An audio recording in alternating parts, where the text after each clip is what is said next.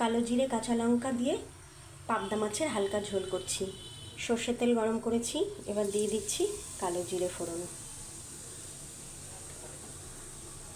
এবার দিয়ে দেবো আগে থেকে মাখিয়ে রাখা পাবদা মাছগুলো, হলুদ আর নুন দিয়ে মাখিয়ে রেখেছিলাম।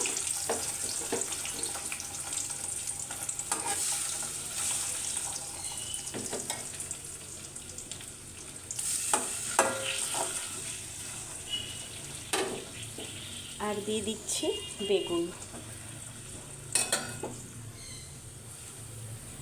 দিয়ে দেবো সামান্য চিনি আর দুটো চেরা কাঁচা লঙ্কা।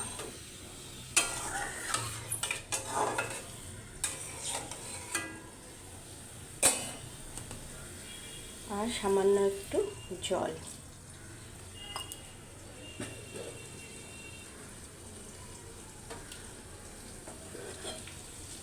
এবার ঢেকে দিচ্ছি, আস্তে আস্তে রেডি হয়ে যাবে হালকা পাতলা পাবদা মাছের ঝাল।